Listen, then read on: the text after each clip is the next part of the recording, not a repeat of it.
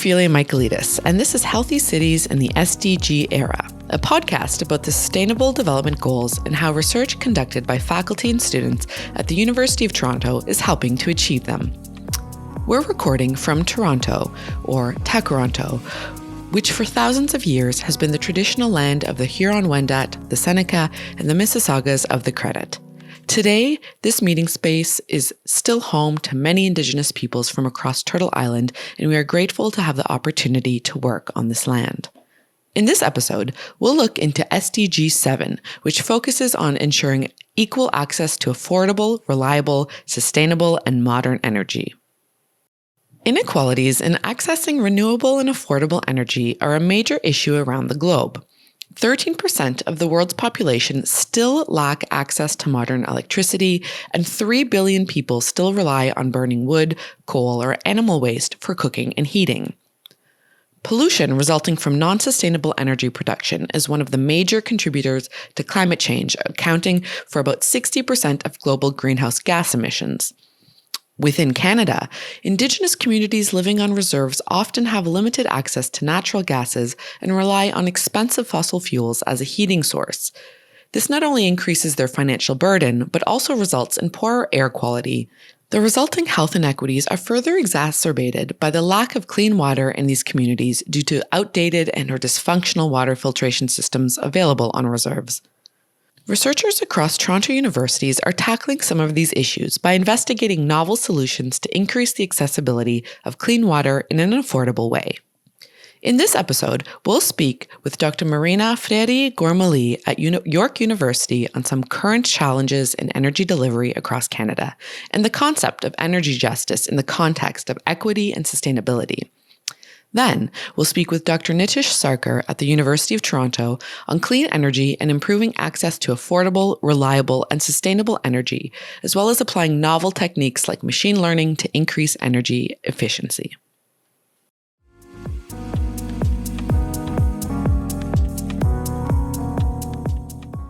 Marina is an assistant professor in the Department of Mechanical Engineering at York University. Her research interests include developing sustainable and resilient water filtration systems using novel techniques and using machine learning and big data to improve the overall access to clean air and water in communities. Welcome to the program, Marina. I'm really looking forward to our discussion around affordable and clean energy today. Welcome to the podcast. Thanks, Ophelia. Really excited to be here with you all today. That's great. First things first, though, I would love to hear more about your research. Sure. So I'm an assistant professor at York University in mechanical engineering, and my team focuses on the development of sustainable and resilient drinking water systems and novel filtration technologies for healthy and sustainable communities. We work in the field of micro and nanotechnologies for membrane-based separation processes. And in another range of the work that we're doing is we're looking at novel methods for understanding how improved HVAC, heating, ventilation, and air conditioning can improve indoor air quality using computational fluid dynamics modeling and also experimental methods. So we really like to conduct experimental characterization of water treatment systems and couple that with machine learning and big data analytics to really help improve the quality and access to clean drinking water in remote and resource-constrained settings for water security. And overall, we try to combine advanced dynamic modeling, computational methods, and experimental techniques to develop these robust standalone smart water treatment systems that also use renewable power. That sounds fascinating and very complicated. I think a lot of systems that and technology that I may not understand at this point. Marina, I'm wondering if you could tell us a little bit more about energy generation and delivery across Canada, for instance, and using some examples from your research. Sure. I'd be happy to explain a bit about energy generation. So in Canada, most of our energy generation is really focused on the province's jurisdiction. So we end up having a lot of power generation that is decided provincially. And it's typically based on the local available resources. So if we look at British Columbia, for example, they have a high amount of hydropower And in Ontario, we have a lot of hydroelectricity because of a lot of our lakes and our geography. But we also have a high percentage of nuclear power generation because of the large plants that were developed earlier. And some of the newer technologies, like small modular reactors, is something that they're trying to implement. And surprisingly, some provinces like Saskatchewan have high amounts of coal still. But I think, across Canada, there's a really big incentive to create more renewable power. So Ontario, for example, has a lot of wind turbines and solar photovoltaic panels, and I think many jurisdictions are trying to improve that. And one of the challenges with this provincial aspect is that there isn't a lot of cross-provincial border transmission, and so that creates a lot of challenges. But one of the areas that relates to our research is that in one of our projects that was funded by the Department of National Defence Canada, we worked on designing pop-up cities for remote and off-grid use in Canada. So we used some modeling and assessment that demonstrated that it's feasible to design these integrated mini-cities using a combination of solar photovoltaics, wind, and even cogen units that rely on like biosolids and wastewater generated at the site. So by combining these optimization tools and design frameworks and simulation approaches, we can design these types of systems. But to make them a reality really requires concerted effort between researchers, government, industry, and the local communities in Canada's north. Mm-hmm. That's fascinating, Marina. And it sounds to me as I listen to you speak that there's quite a bit of variability across, reliability of grids, depending on what province of the country you live in, or even communities within provinces. So again, on various levels. And I'm wondering, the impacts on health on different communities when we talk about this variability, and whether it be impacts on health or health equity. I'm wondering if you could speak a little bit more around this. Certainly.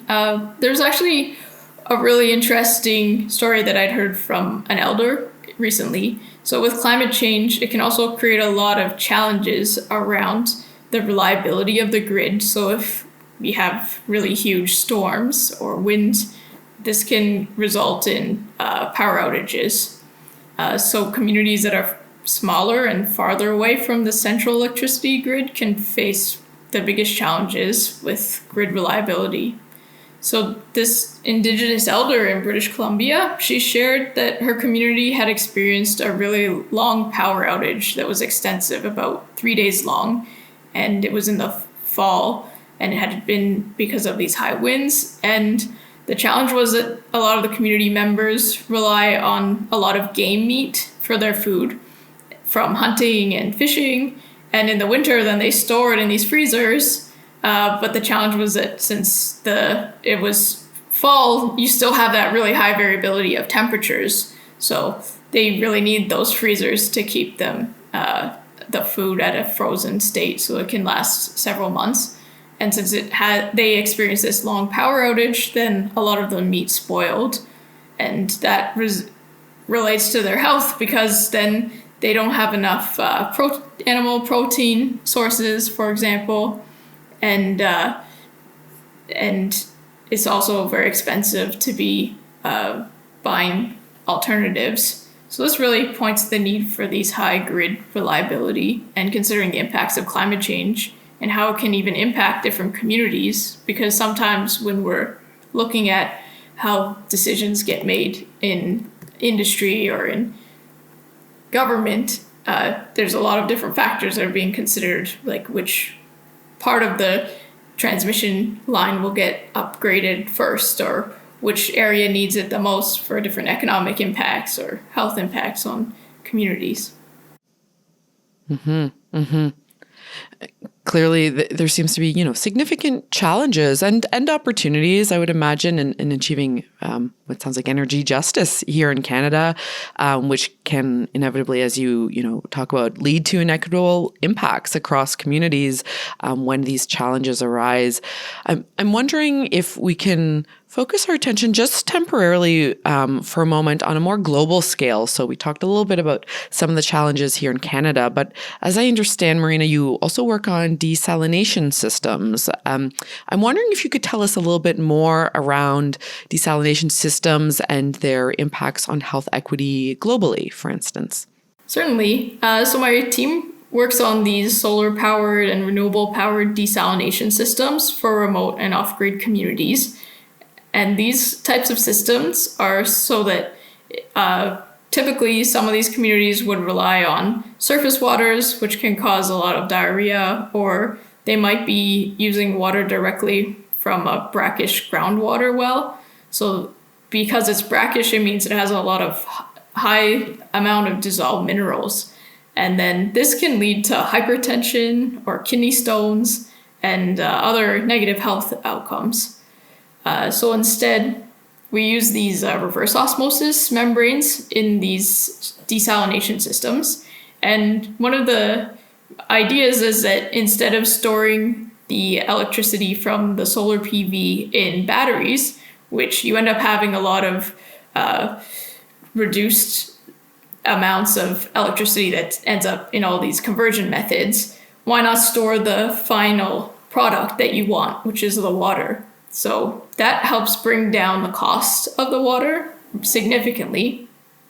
So you can end up having a very large water tank and then very minimal energy storage just so that you can do proper shutdown procedures and startup procedures. And when the sun is shining, then you run the system at full production, fill up the water tank, and then as the sun starts to set, you turn off the system.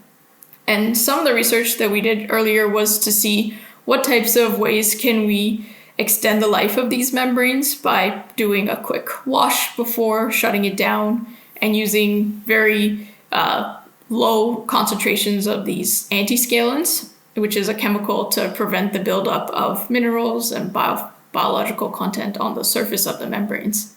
And now my team is looking at how do we develop different coatings, for example, for these reverse osmosis membranes. Because typically, reverse osmosis membranes are an older technology from the 1970s. It's actually one of the most common membranes used in desalination. But at the commercial scale, you want it to be operating continuously.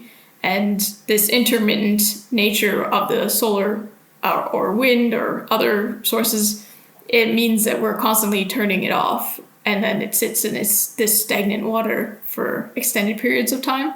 So we need new ways of making the membrane more resilient to fouling in this intermittent mode of operation.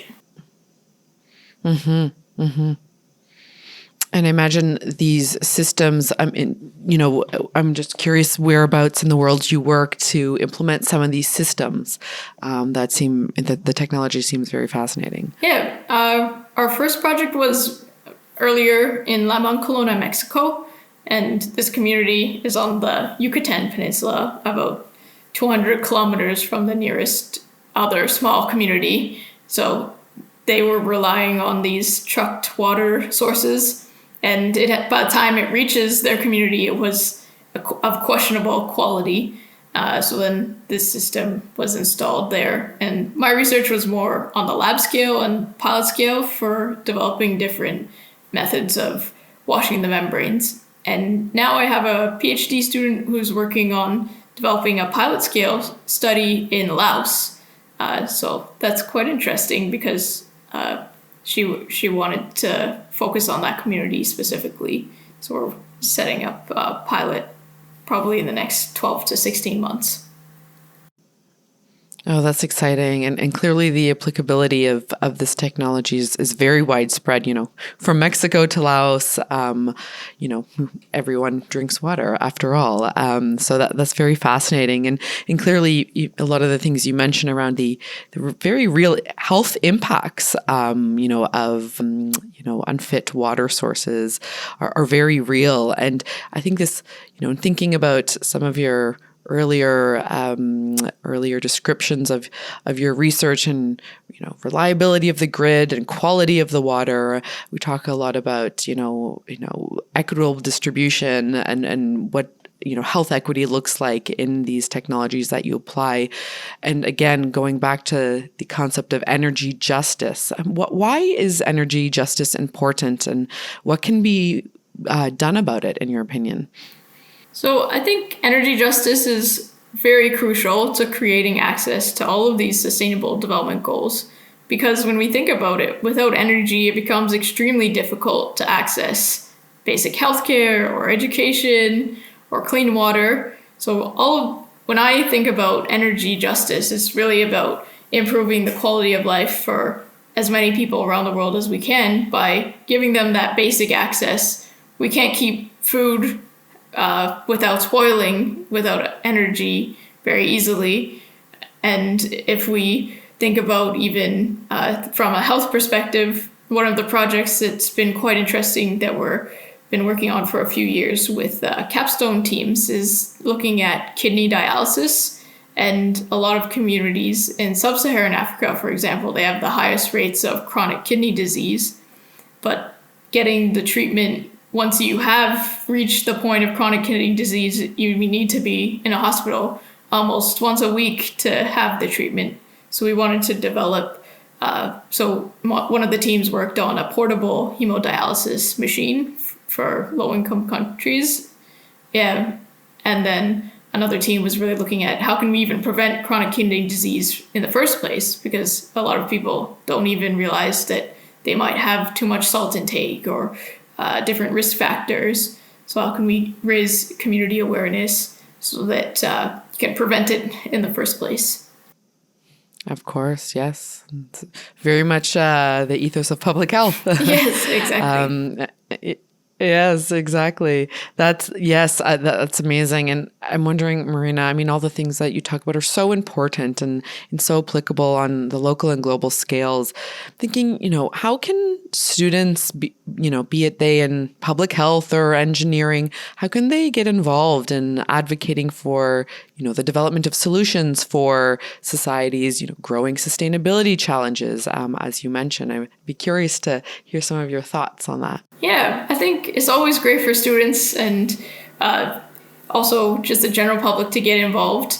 There's a lot of different design competitions, like the Canadian Society for Mechanical Engineers has a yearly design competition, and the American Society for Mechanical Engineers, they have this iShow, which one of my capstone teams participated in, but they are able to develop some technology for low and middle income countries, and then you can try to go through a bit of a pitch competition. And there's also other organizations, like Academics Without Borders is one that I've been involved with recently with the Strengthening Engineering Research Initiative. And we've been working with different universities to really increase the level of research output and education at these types of institutions that might be a bit disadvantaged economically. So we've worked with the Mbarara University of Science and Technology in Uganda, and most recently with the Bahar Dar Institute of Technology in Ethiopia. So they attend different workshops, and then they go through the proposal development phase. And with colleagues, we've developed this education program, and then kind of like there's volunteers that review the proposal, give them feedback. And a lot of the projects that they end up recommending or proposing are very locally focused. So one team was looking at like oxygen concentrators for their local hospital, or another team was looking at like farming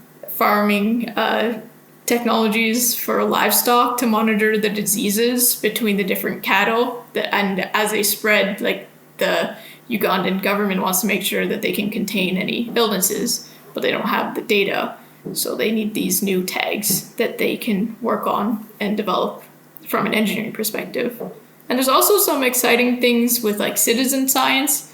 So one of the earlier projects, that we collaborated with the Asian University for Women in Chittagong, they were looking at arsenic contamination and doing some tests of the local wells.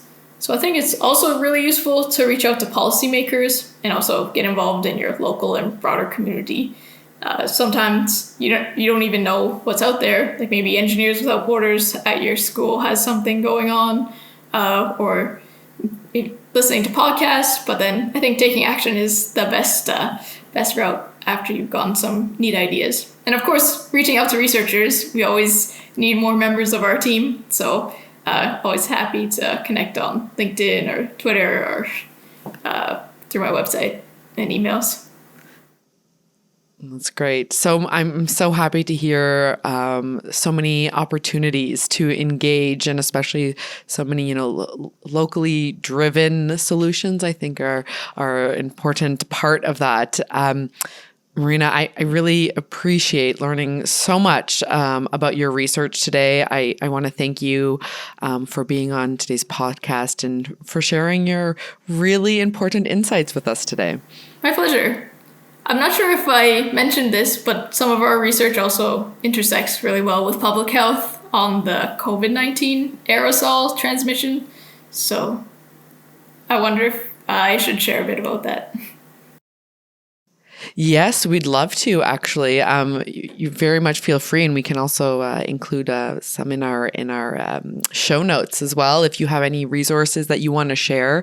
And certainly, a lot of these the fluid dynamics or whatever technology you use seem very applicable to the COVID situation and some of that. So, want to give you the space to share that if you'd like on today's show, and we can always add some resources at the end as well. Okay, sure. Yeah, that'd be great. Yeah, so another area of our team's research, which has been very exciting, is working with graduate students on how does the COVID-19 aerosols move around rooms or different classrooms or offices or even in malls, for example, and then trying to be able to bridge that gap between the mathematical modeling, which is much higher level and looking at the entire community and different transmission rates, and then taking it down to the granular level of aerosols, and how do you predict how much risk there is within a certain room from an infected person, and then how does that impact the situation if they're sitting at the front of the room versus the back of the room, and what types of HVAC, heating, ventilation, and air conditioning systems should we be designing or slightly upgrading to take into consideration these risks. So it's been a pretty exciting field of research, and now we're also working with de Havilland, supported by an NSERC Missions Alliance grant, to be able to see how, when we're traveling around the world, like what types of risks and how can we minimize those risks. And we started off working with the COVID-19 VPRI grant from York University, and also with the NSERC Emerging Infectious Disease Modeling One Health Modeling Initiative, which is out of York University. So that's been a really interesting pan-Canadian and some international colleagues as well, to look at how COVID-19 and even other new infectious diseases might be emerging from the environment in future, so how we can be prepared for the next pandemic. Absolutely. Such important work. And you can't help, I can't help but think as I sit now in my office, so we're back in the office part-time around what the HVAC system is like, in our work environments. But like you said, in terms of, risk and mathematical modeling. And I think it also really outlines the importance of the interdisciplinarity of these public health challenges, global health challenges, whatever we want to call it, as we clearly have all, I think, understood is, these infectious disease do not have many boundaries, and we've very much lived that in the COVID era. And so really bringing together the type of expertise that, your team, your engineering teams bring to, some of the, biostatisticians, to our sociologists, to, name the discipline, there is a perspective, a framing, and a whole area of knowledge and skill that can contribute to, as you said, looking ahead and preventing the next pandemic, for instance. So really appreciate the work that your team has done. It's absolutely fascinating and very much connected. These are all things that we need and continue to build on past experiences. So I'm glad that your team is working on this. Thanks. Yeah, it's always interesting to collaborate with many different fields. I think that's where the most exciting insights can come from and most innovative approaches as well. Exactly. Absolutely. I could not agree more. Well, thank you, Marina, so much. We really appreciate all of this, given us a lot of food for thought. That's for sure. Thanks so much for having me. I really enjoyed speaking with you all. Thanks so much.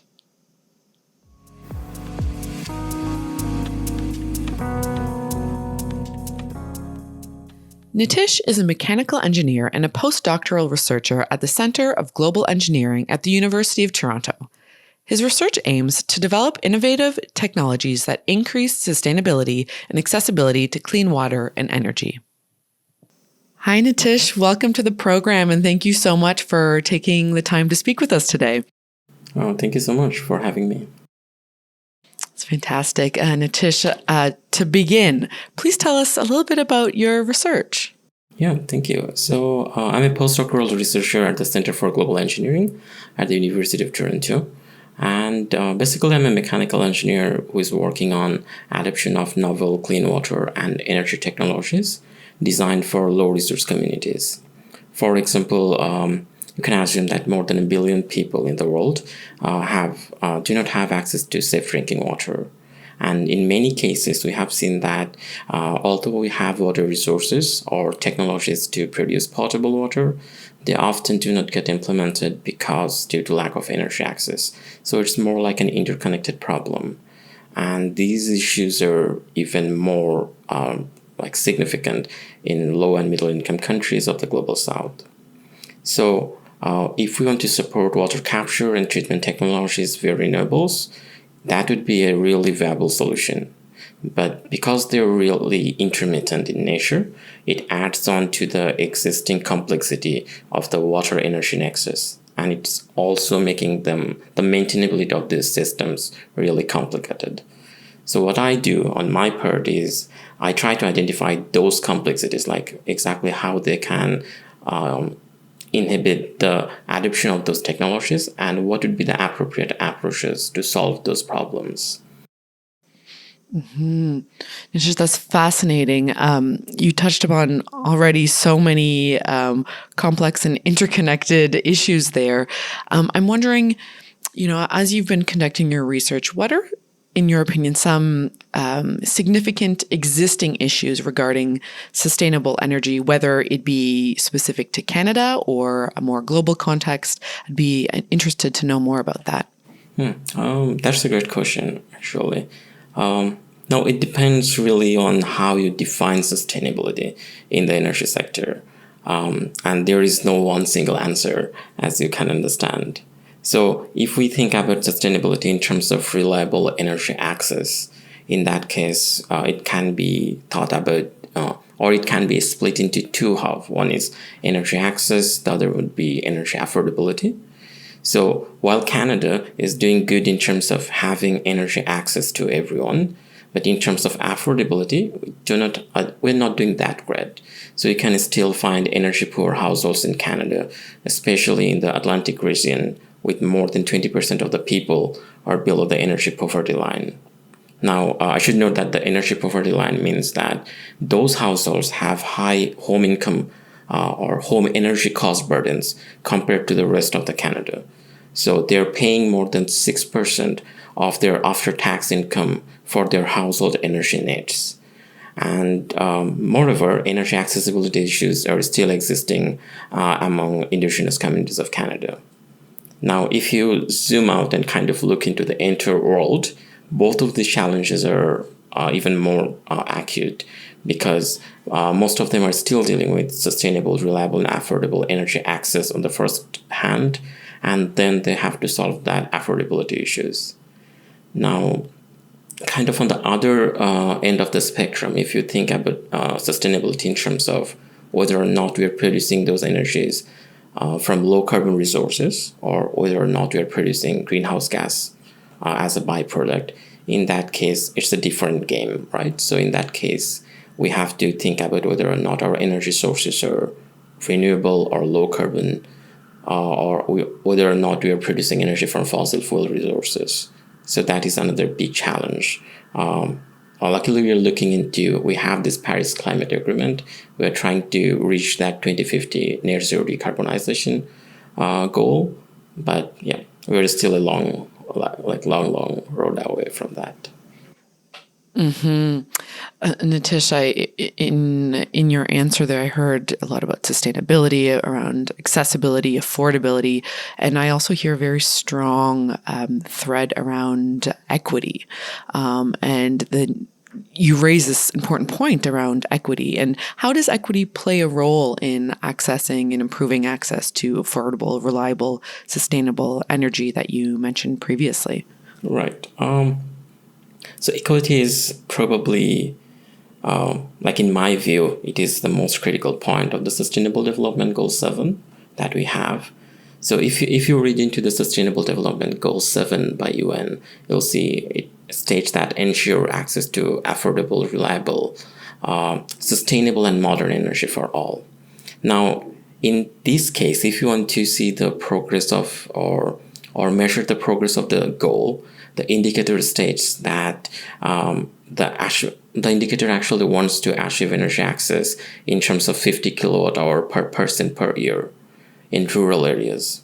And if you're living in an urban household, in that case, your energy limit is about 100 kilowatt hour per person per year. But in high-income countries, we have an annual electricity consumption over 2,000 kilowatt hour per capita. So this is not on the same par. So when we're considering about energy access to low-income or middle-income countries, or energy-poor households or low-income households, we cannot just put 50 kilowatt hour per person per year as a threshold. It's not enough to improve the living standard, livelihood, or kind of moving them away from their poverty situation. So the minimum needs to be at least around somewhere 1,000 kilowatt hour to make those changes happen, to improve their healthcare system, to make sure they have better education and have economic progress. And it also goes hand in hand with climate action and other sustainable development goals. So in that case, we have to, from the policy side, we need to have clear and long-term policy signals. We need to have better financial kind of arrangement or innovation. For example, carbon pricing in Canada is a really good approach. So we have to expand on those things. So stuff like that would be really helpful. Mm-hmm. I really appreciate, Nitish, your kind of macro perspective on this, and some of the policy levers that we can use to achieve equity in this SDG specifically.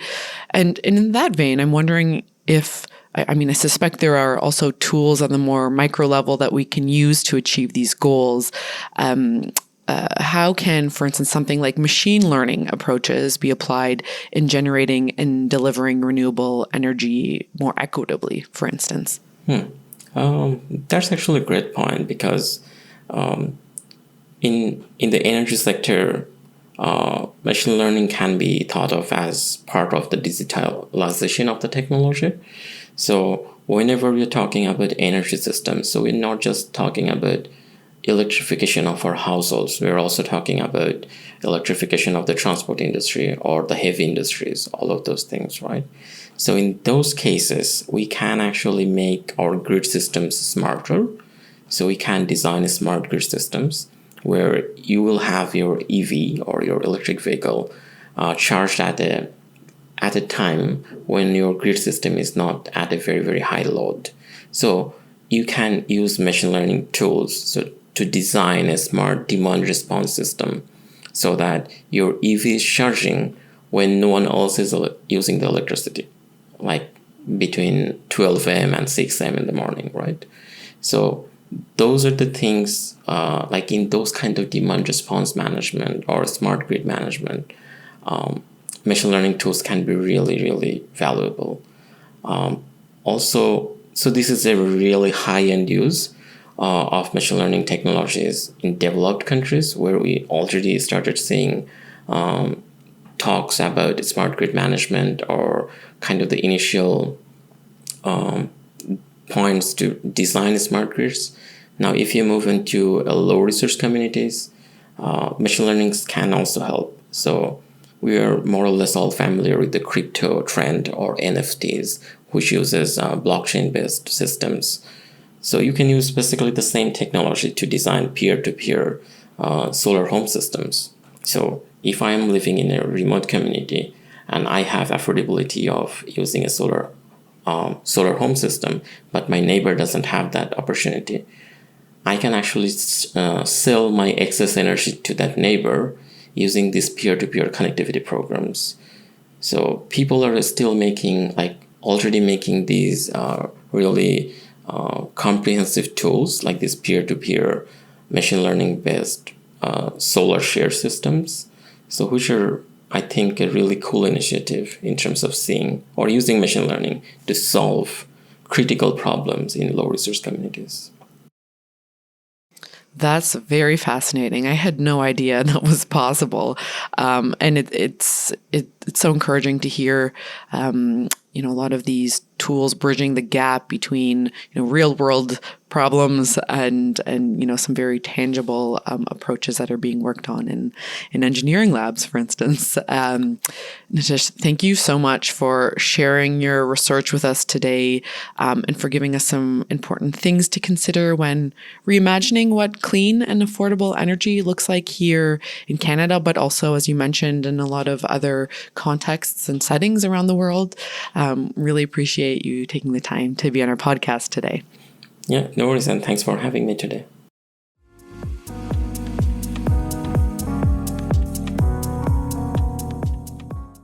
The conversations with our guests today have shed light on the importance of developing innovative solutions to improve access and sustainability of clean energy. As our speakers noted, inefficiencies in energy delivery within Canada reduce the affordability of clean energy in many communities across the country, resulting in significant economic burdens. Moreover, burning fossil fuels to generate electricity, as is done in Canada, causes significant air pollution and poses great health risks, particularly for communities that lack access to natural gases. Marina's research on improving air quality through improved HVAC and air conditioning aims to address these concerns. Furthermore, Marina and Nitish's research on novel water filtration and delivery systems are also relevant in resolving ongoing issues regarding the lack of clean drinking water for many Indigenous communities in Canada. Advancements in the field of computer science, statistics, and engineering are also coming into play in the efforts to achieve SDG 7. Both Marina and Nitish discuss the potential of using machine learning, big data, and novel computational methods in designing energy systems. These novel techniques will hopefully bring us one step closer towards reaching a more sustainable future with equitable access to clean energy.